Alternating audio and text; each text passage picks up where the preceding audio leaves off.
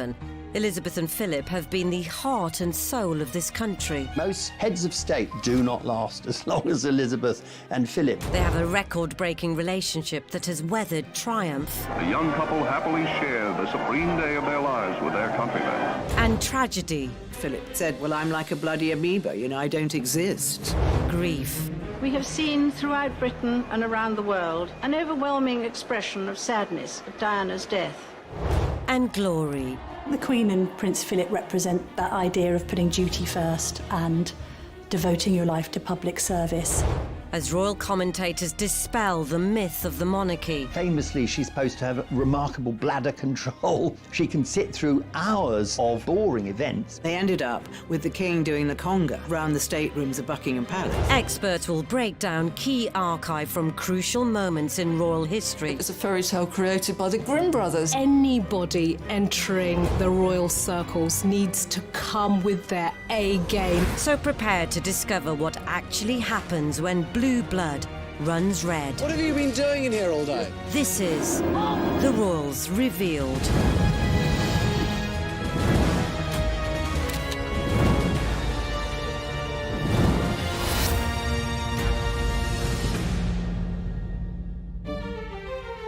In this episode, it's revealed how the Queen and Prince Philip have stoically kept the monarchy going.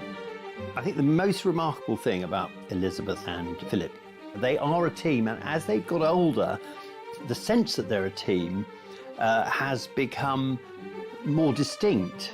And they are also willing to hold on to tradition while also behaving in progressive ways that we can then relate to. So I think that might be the magic combination. Their consistent devotion to duty, monarchy and marriage for over 70 years. They're probably more in touch with the people than any other sovereign has been before. They look upon her as reassurance. Has made them the world's most recognised royals. If you talk about the royal family, people immediately think about our royal family. But more importantly, the parents of our nation.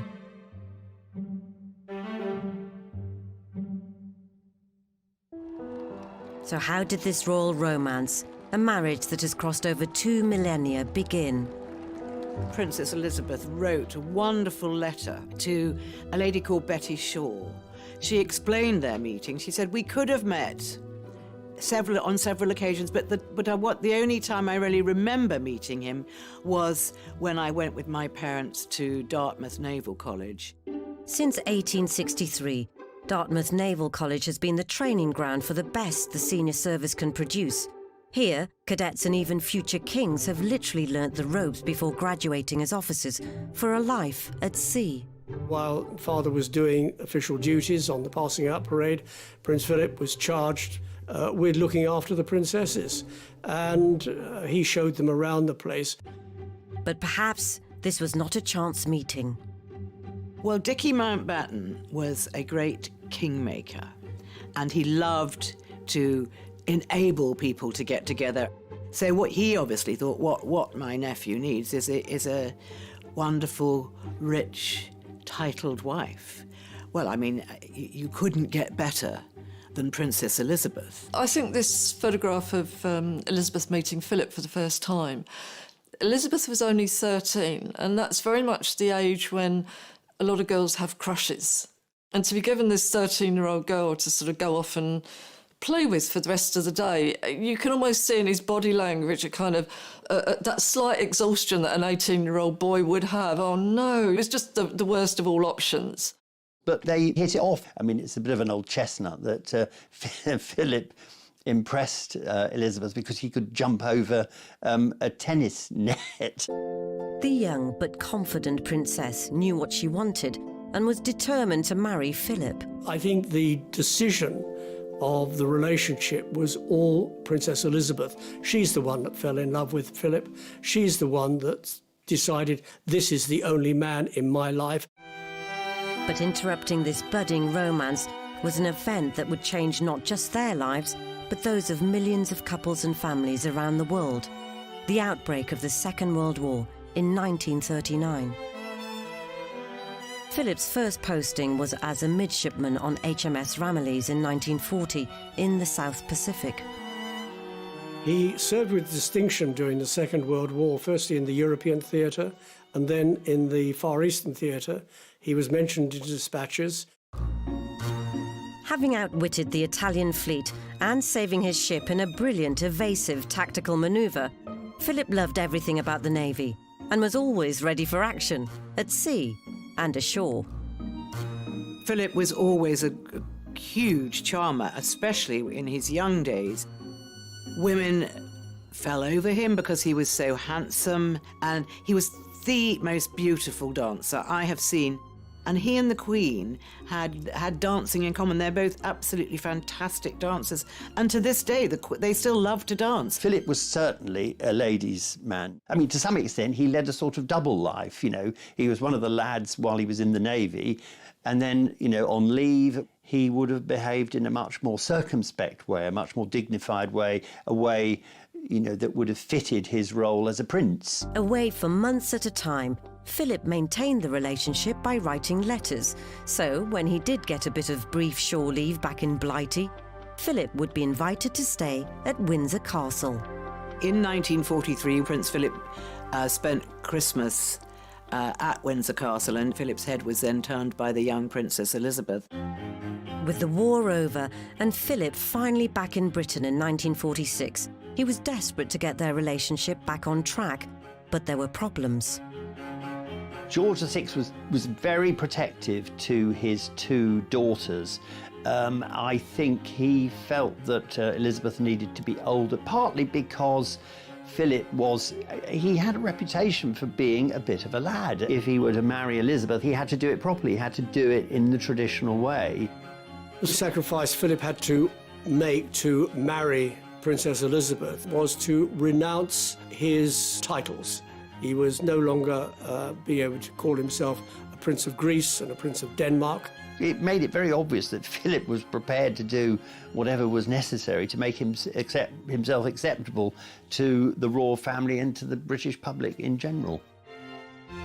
On Wednesday, the 9th of July, 1947, the official announcement was finally made, with the marriage at Westminster Abbey 4 months later, on the 20th of November. This was to be the beginning of a very eventful partnership spanning over 70 years.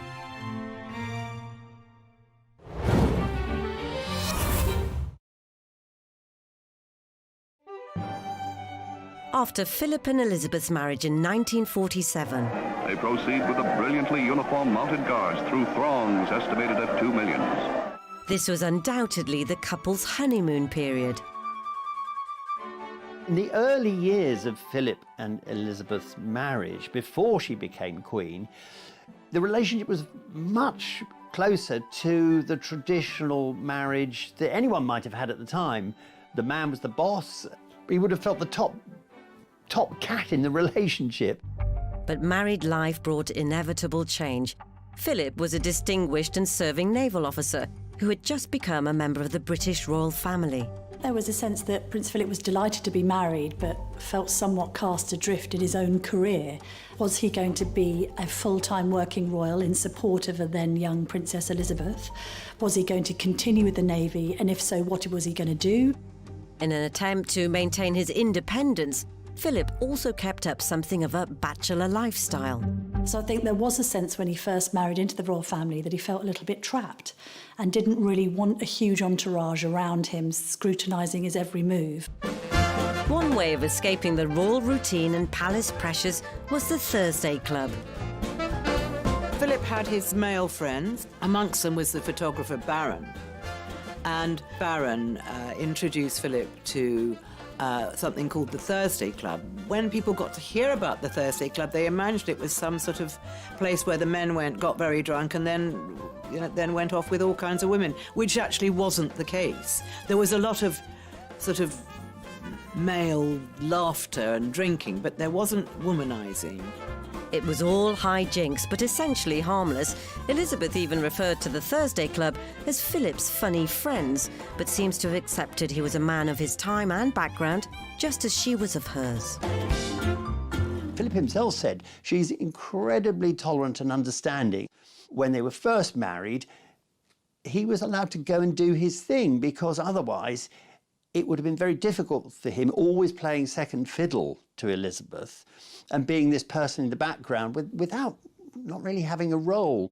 Despite the clubland capers, Philip and Elizabeth were quick to produce an heir. Prince Charles was born in 1948. He was the first baby born to a British heir presumptive in 1,000 years. But Philip was still a serving naval officer, keen to advance his career, and in late 1949 was posted overseas to Malta as first lieutenant aboard HMS Chequers. Probably the happiest time was when Philip was posted to Malta, and Elizabeth spent months there. She did. Well, these weren't flying visits. She really enjoyed it. It was an exotic location. Because you forget being queen in waiting, being a member of the royal family, there are a lot of constraints. And when you live abroad, some of those constraints either disappear or they change. Philip took work seriously, making his new ship, HMS Magpie, one of the finest in the fleet. But the best times were when the couple were together, or at least nearby. When Prince Philip was at sea, the Queen used to stay on HMS Surprise, and the couple, newly married and still full of a sense of excitement, used to signal to each other from ship to ship. There was a famous signal, I think, from Surprise to Magpie, saying that the princess was full of beans, and the prince replied, "Couldn't she have something different for breakfast?" But whilst the young, loving couple were having fun in the sun, there was trouble on the horizon. The ever-deteriorating health of Elizabeth's father, King George VI. George VI, like his father, was a heavy smoker. He was very ill from the late 1940s, had to have one lung removed or part of it removed. I think it was generally accepted his health was so poor that he would not survive that much longer. And he was aware at the same time of just how young Elizabeth was and what an enormous burden she would suddenly have to cope with. On the 31st of January 1951, heir apparent, Elizabeth and her husband Philip took over her father's royal responsibilities by flying out to Nairobi, Kenya for the opening leg of a Commonwealth tour. So they arrived in Nairobi, they spent a couple of days there, and then they drove out to their fishing lodge, Sangwa Lodge. And from there they went to a viewing platform called Treetops. Elizabeth had been talking to the game warden about how her father had actually told her that he was able to lift a gun and that he'd been out shooting. And she was full of happiness, thinking, this is wonderful, Papa's been out shooting, he's getting better. And then this terrible news came in. At 2:45 p.m. local time, already 11:45 in London, and already over 4 hours after the King's death, Philip was informed of this life-changing and tragic news. It was devastating.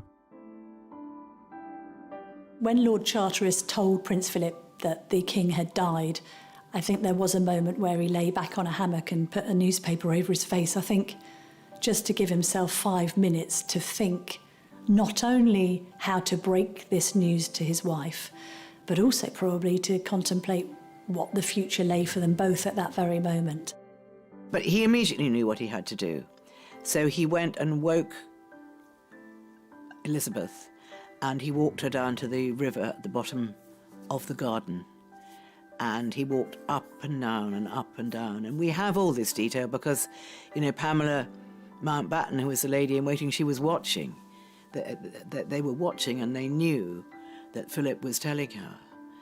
And then they came back into the lodge, and Pamela Mountbatten was about to put her arms round the now Queen, but she suddenly realised she was Queen, so she dropped into a curtsy. Meanwhile in London, Operation Hyde Park Corner, the official plans for the King's death, were in full swing. The nation was in mourning and seemed to have lost all direction. There was going to be a lot of pressure on the young Queen preparing to fly back from Africa.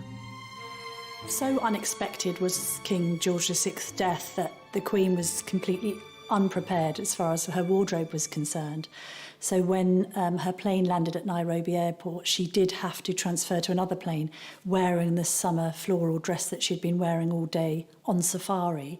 She felt that it would be inappropriate to be seen wearing effectively quite a whimsical outfit. And Mike Parker went out and asked the photographers that they would respectfully refrain from taking any photographs. And I think it's very moving that they put down their cameras and they just stood with their heads bowed. The pilot of the plane who flew Elizabeth and Philip back from Kenya found it extraordinary that she insisted on standing in the cockpit. She was leaning over from behind, watching the controls, watching the runway coming toward them, doing this dangerous thing to steel herself for the shock, the fact that she was now queen, that the whole of the country would be in mourning for her father. And so if she could do this, perhaps what was coming next wouldn't be quite so difficult. When the flight eventually landed back at London Airport, the Queen stepped out first, this tiny figure in her mourning clothes, and Prince Philip stayed back, and he came down the aeroplane steps behind her, 2 steps behind, which was something he was going to be for the rest of his life. For the career-minded and ambitious naval officer Philip, it must have felt like he'd been cast adrift. I think it very quickly dawned on Philip that things would never be the same again. Here you have a man who is very masculine. He had his own identity. He is a red-blooded male, particularly if you think about the social context and the times. Finding yourself in the supporting role as a man would have been very, very difficult to swallow. And I think he stepped up and understood that, he had to make compromises. And actually, I think what he made was sacrifices to play that role. To bless the Royal Princess Elizabeth II with long and happy years to reign over us. Whilst the young Queen Elizabeth was surrounded by courtiers and politicians advising her how to do her new job, Prince Philip was left high and dry in his new role as consort. The role of consort, effectively, is the supporting act to whoever is head of state. And that person is effectively a +1 who is operating in support of their partner.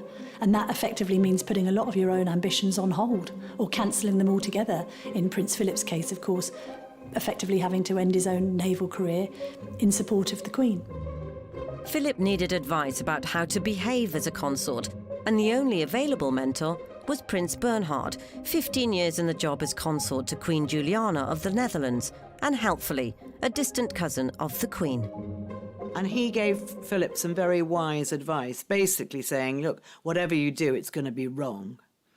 And whatever you do, you're going to be criticised. And whatever you do, it isn't going to be the right thing. And people will be very envious of you and they'll be wanting to, to find out anything that you might do wrong. So he said, what you've got to do, old boy, is you've got to have skin like a rhinoceros for this game, and then you'll survive. Having already been excluded from affairs of state, a new blow for Philip was the news that his children, Prince Charles and Princess Anne, who had been born in the summer of 1950, would not bear his name. Philip was extremely anxious that his own children should bear his own name, and that was Philip Mountbatten. But the Mountbatten name sounded too Germanic. So the Queen thought, well, what about changing the name? And Prince Philip thought, well, let's change the name. But the government of the day didn't like that either. Then the Queen thought, well, maybe we could have Mountbatten Windsor. But no, that wasn't acceptable either at this stage. So in the end, they were just called Windsor. And this upset Philip hugely, because he famously said, well, I'm like a bloody amoeba, I don't exist. The next inevitable milestone for the young couple would be Elizabeth's coronation, an event that would seal their fate for the rest of their lives. Philip felt completely left out now. He felt that there was no place for him in this massive thing that was happening around and for his wife. And he was made the chair of the Coronation Commission. And in fact, actually, he did one thing in that role for which historians have always been immensely grateful. He was the person who came up with the idea, and there was a lot of opposition to this, that the coronation should be filmed, it should be televised. He was very, very keen on getting the monarchy into the 20th century, albeit in 1953 it was the middle of the 20th century, and he was very much for it, and he persuaded the Queen to go along with it, and she agreed. Which is why we now have footage of one of the most important coronations of the last century, given that it's led to this record-breaking reign by Elizabeth. After years of war and austerity, the nation's hopes were pinned on the young Queen Elizabeth and her dashing consort, Prince Philip. This, the greatest of all royal couples, began the tough task of carving out solid roles for themselves and making their mark on history.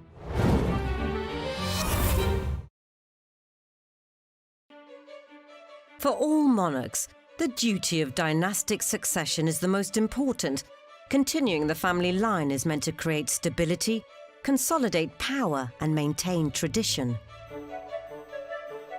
But the royal commitments now dominating Elizabeth and Philip's lives, such as the 1951 Canada tour, duty came first, and that meant country, not kids. There was a bit of consternation at the notion of the Queen and Prince Philip going away on tours that lasted months on end. This idea that the Queen and Prince Philip were quite unfeeling as parents, I think, permeated. In the early years, Philip was juggling a naval career with desire for a bachelor lifestyle and royal duties. The demands of fatherhood further complicated things, and he treated his children very differently. I think Princess Anne was always regarded as a bit of a daddy's girl, very much having the same temperament as her father, the same interests. Prince Philip famously saying that if it didn't fart or eat hay, then Anne wasn't interested. I think Prince Charles, by his own admission, had difficult relationships with both of his parents. I think he found his mother, the Queen, lacking in emotion at times, and his father to be a little unsympathetic. But Philip still played an important, even defining role in their upbringing, especially when it came to decisions about their education. Philip had had a very tough childhood, and it made him a very tough man. And when he came to time to be a parent, I don't think he was the sort of parent who believed in mollycoddling his children, and especially his sons.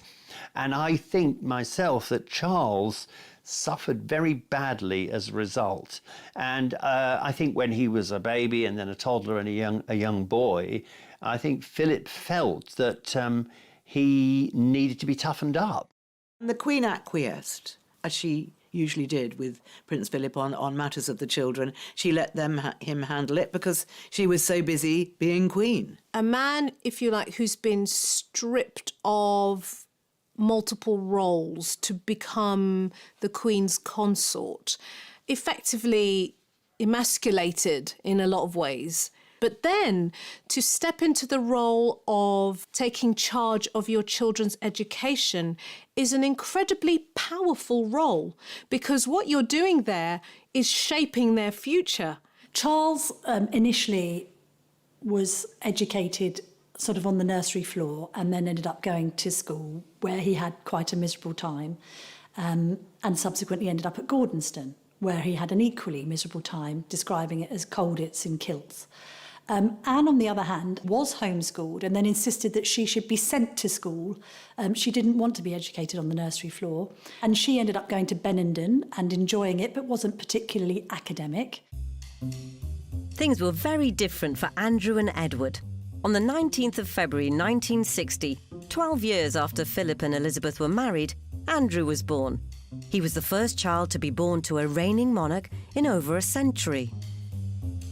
By the time that Prince Andrew was born in 1960, the Queen knew exactly what she was doing, and Andrew enjoyed a far more hands-on relationship with his mum. Andrew was shielded from the press. There weren't even any official baby snaps as the proud new dad took them all himself. I do think that there is something about the eldest child being treated one particular way and then the next child, and then you get the opportunity to be more hands-on with your younger two. They're going to have a different version of you as mum. That is going to change the dynamics of those relationships and how they behave. Having been on the throne for 8 years, Elizabeth was used to the job and had more time for Andrew, having him for whole mornings playing on the floor whilst she worked at her desk. Philip seemed to find fatherhood more enjoyable too. He even occasionally looked after Andrew, but was easily distracted, giving Andrew the opportunity to make mischief. The Queen's head coachman at the time told me a wonderful story about Prince Andrew making a horrible nuisance of himself down at the Mews in Windsor. And he would go round there and he'd sort of kick the horses' feet and, tweak them to make them do something, and then watch the reaction of the grooms and things. And he was being such a pest one day that they picked him up by his sort of shoulder and the seat of his pants, and they threw him on the dung heap. So he was a very naughty little boy, but he wasn't a nasty little boy. He was just a typical boy. Elizabeth had always wanted 4 children, and on the 10th of March 1964, Edward was born. There are several ways of looking at where the Queen was when Edward was born. Here you've got a woman who is now a working mum. She's juggling several roles.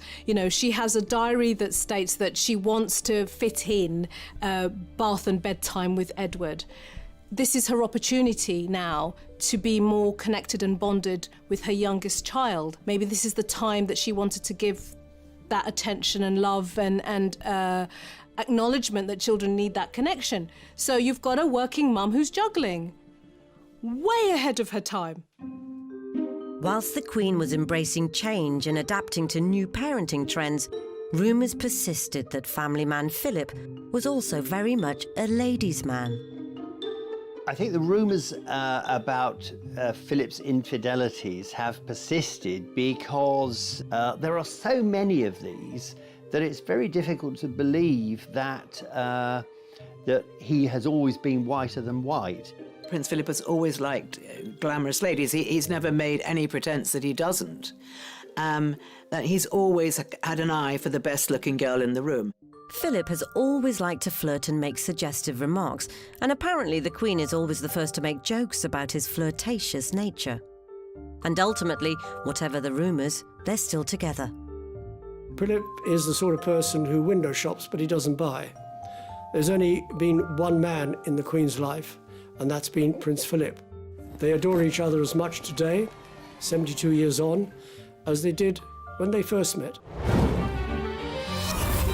25 years after their marriage, in November 1972, Elizabeth and Philip celebrated their silver wedding anniversary at the Guildhall in London.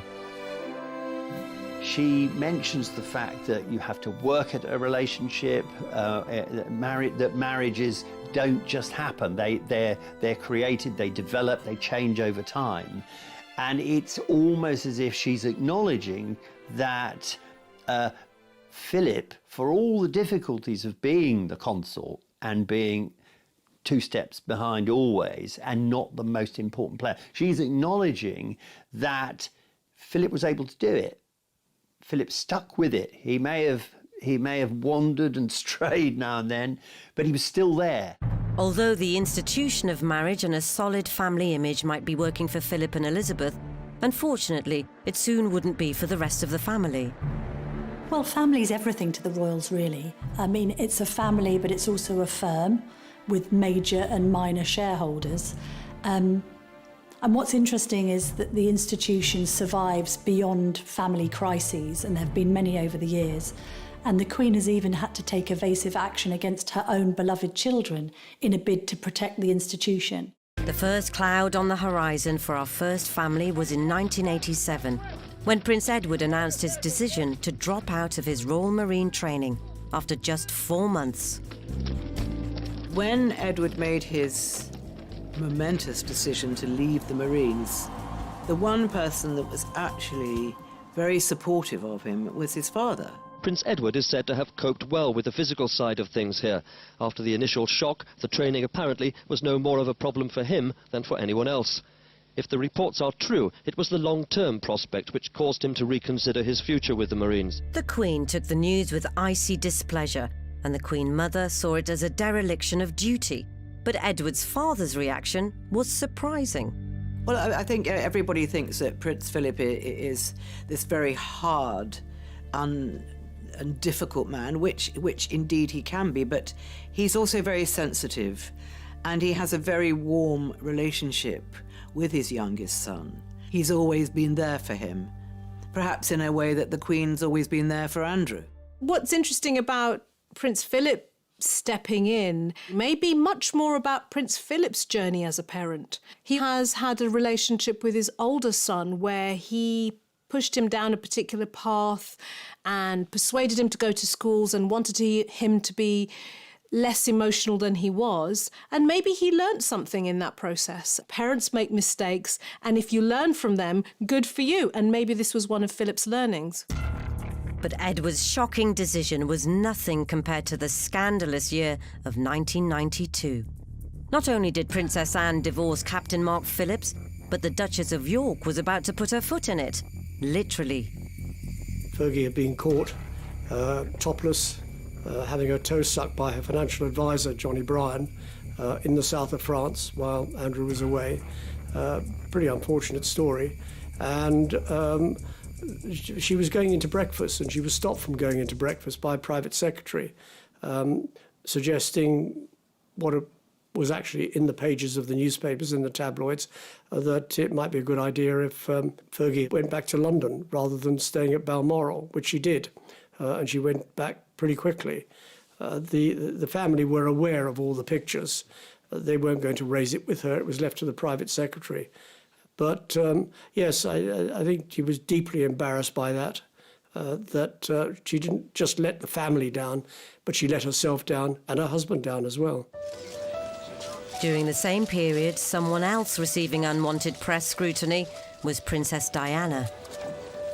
When Diana was in her most difficult stage, which was probably during the period, you know, when the marriage was really going wrong, and it was what we called the War of the Waleses. Diana was doing terrible damage to the institution of the monarchy, which is what Prince Philip had given up his whole life to support.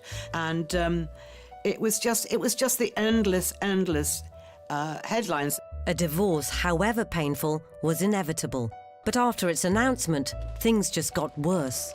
I think what's interesting about 1992 is the palace completely lost control of the situation when it came to the War of the Waleses. The prolonged crisis that engulfed the royal family created a vacuum that was only filled by news coverage and speculation. It was like the greedy monster that kept on needing to be fed. I think at the point where Diana decided to collaborate with Andrew Morton's book, Diana, Her True Story, and indeed give the famous Panorama interview, the Queen's patience was wearing rather thin. As a result, tension was visible at Royal Ascot as the second instalment of Morton's book was rolling off the press. Diana was always the most telling with her body language, and she could say more in one pose in a photograph than most of the royals said in a lifetime of footage. And so we see Prince Philip at Ascot looming near Diana. Now, this is a different Diana to the one that we saw at the wedding, because by now she's a lot more womanly. So she's wearing this very high fashion outfit, very loud spotted outfit, elegantly and with utter confidence. The mouth has dropped and she looks slightly reflective. So clearly the illustration of a rift between those two characters going on there. After 45 years of marriage and thinking the worst must be behind them, in 1992, everything seemed to be going wrong for the royal couple. 1992, of course, will forever go down in history as the most appalling year for the royal family. 3 out of 4 of the Queen's children divorce. A lot of the salacious details concerning the breakdown of these high-profile marriages is played out in the tabloids. And then to cap it all off, Windsor Castle nearly burns down. 4 days later, at the Guildhall, the Queen delivered her sympathy speech to a standing ovation. It has turned out to be an annus horribilis. I think that speech really resonated with the public, who were grateful that the monarch was willing to acknowledge how dreadful the previous 12 months had been. Ordinarily, you expect the Queen to keep calm and carry on and not point to the glaring errors that have been made by her own children. And in this case, I think she just thought, there's no hiding this. But the 1990s had one final, devastating sting in the tail. An event that nearly ended all Philip and Elizabeth had worked for and brought Britain to the brink of revolution. Just to confirm the news that Diana, Princess of Wales, has died in a car accident in Paris, which also killed her companion, Dodi Fayed.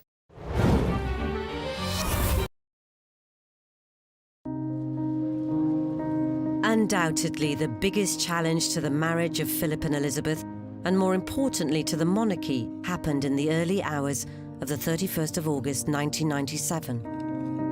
Just to confirm the news that Diana, Princess of Wales, has died in a car accident in Paris, which also killed her companion, Dodi Fayed. If in life troublesome and difficult for the monarchy, in death she became a force beyond control. And for the royal couple, it brought all their sacrifices and tireless work to the brink of ruin. When she died, the whole of Britain and the whole of the world became hysterical with grief. And this was not predicted at all by anyone, least of all the royal family. When there's this huge national feeling, it has to be channeled through the monarch. And Elizabeth, or this was the perception, wasn't doing her job. Very, very, very disgraceful, I find their behaviour. Very disgraceful. Well, I think it must be very, very cold-hearted not to have a flag up. I think it's a disgrace on the whole royal family. It wasn't helping that Tony Blair, the Prime Minister at the time, was much more engaged with public sentiment. The people everywhere, not just here in Britain, everywhere, they kept faith with Princess Diana. They liked her, they loved her.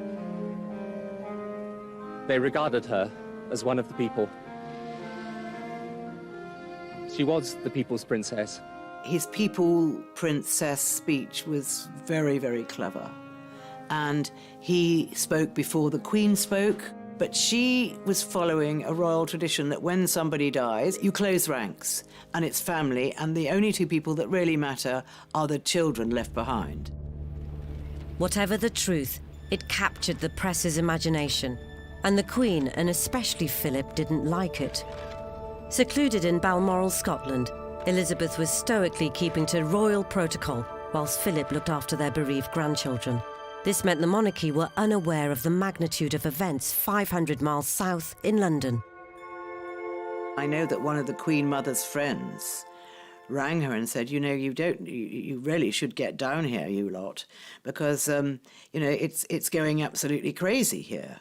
They forgot that they're not an ordinary family, and that was a mistake.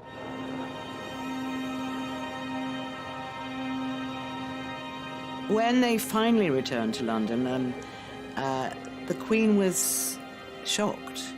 And she was actually quite nervous, because there was a very bad feeling, almost of revolution, which I've never felt before or since, and I don't suppose the Queen has either. She stayed stoic. She was almost unflinching in that situation, and that shows a remarkable capability in terms of self-control. But all Elizabeth's stoicism was put to the test the following day, in a rare address to the nation. First, I want to pay tribute to Diana myself. What you can see that is unique in my experience in the Queen's body language, she does 10 lip licks. I share in your determination to cherish her memory. This can be read again in different ways. Often when people get a burst of adrenaline, when they get nervous, when they get anxious, when they get fearful, the mouth dries, and that would definitely have caused a necessity of licking the lips. I may be seeing it as fear, maybe a little bit of anxiety, And I'm going to make a blend. I think it might also be tinged with a little bit of annoyance that she's having to do it anyway. Although the Queen's public address was criticised as being too little too late, her and Philip's presence back in London and at the funeral proved enough for public sympathy. We all know what it's like to suffer a loss and a pain, and to see the monarch doing the same back, you feel much, much closer to her. So at that point, to see her in that state, I think a lot of people probably wanted to put their arms around her. Philip also had a hand in maintaining the threatened monarchy. He was absolutely devastated for his grandsons, extremely close to both boys. It was he who was instrumental in persuading them, rightly or wrongly, to walk behind Diana's coffin, simply by saying that he would be there to support them. Diana's death was possibly the first time in the Queen's reign when the country did not come first. The point was, both Grandma and Grandfather did their best in their own way to support those princes at the time. And it was an unprecedented moment. It was an abject tragedy, and they dealt with it in their own way. The Queen said afterwards that lessons had to be learned from Diana's death. Slowly they have been.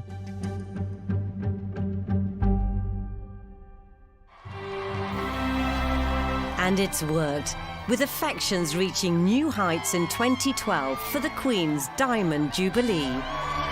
That's absolutely brilliant. So we're thoroughly enjoying it. As you can see, the kids have really made a day of it. As the Queen and Duke have become older, more of the royal duties have been passed to the younger generation.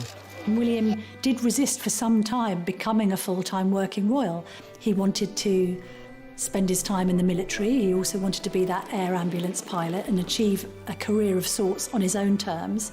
But inevitably, when your granny is approaching her 90s and you're married and you're starting a family, there's an emphasis on you having to step up to the plate. I think now the Cambridges are very much admired for the fact that they have sacrificed everything in order to serve Queen and country. The Queen is very conscious of the fact that her father wasn't around long enough to tutor her. You've got to remember that she was 25 when he died, so she was still fairly young. And William is doing a very good job what he's doing at the moment, and he is learning the ropes. After working tirelessly from the sidelines, another royal is now stepping into the limelight. I think Anne has carved out a very definite role for herself, and I think, like her mother, she has put duty very much in the spotlight. You know, she rolls her sleeves up and she gets stuff done.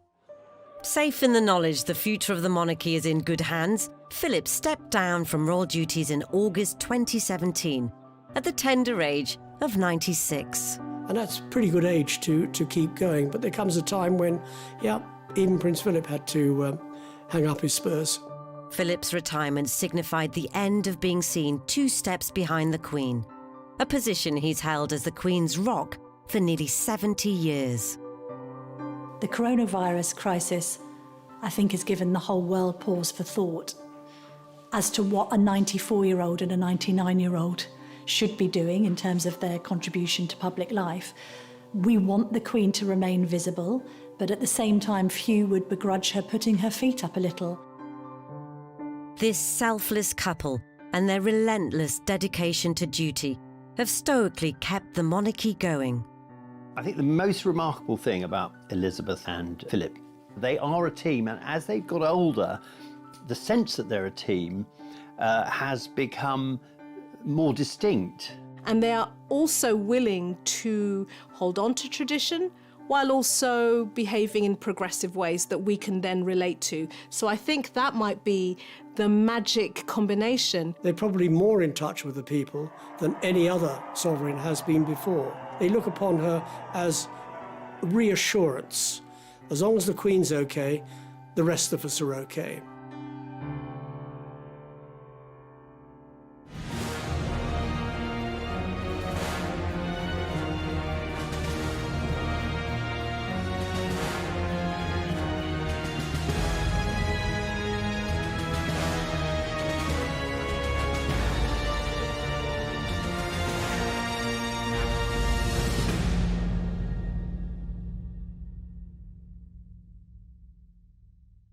Philip have stoically kept the monarchy going.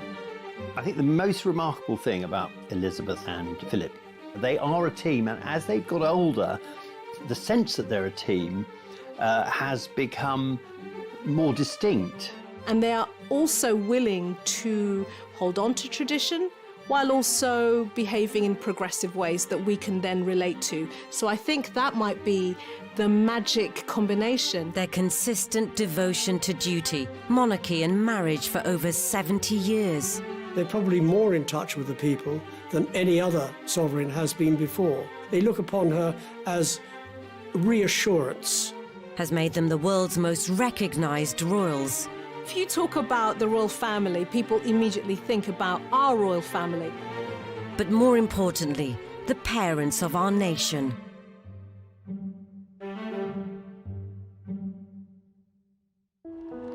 So how did this royal romance, a marriage that has crossed over 2 millennia, begin? Princess Elizabeth wrote a wonderful letter to a lady called Betty Shaw. She explained their meeting. She said, we could have met on several occasions, but the only time I really remember meeting him was when I went with my parents to Dartmouth Naval College. Since 1863, Dartmouth Naval College has been the training ground for the best the senior service can produce. Here, cadets and even future kings have literally learnt the ropes before graduating as officers for a life at sea.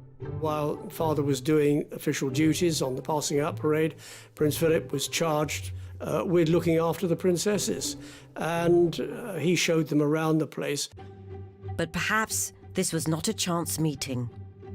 Well, Dickie Mountbatten was a great kingmaker, and he loved to enable people to get together. So what he obviously thought, what my nephew needs is a wonderful, rich, titled wife.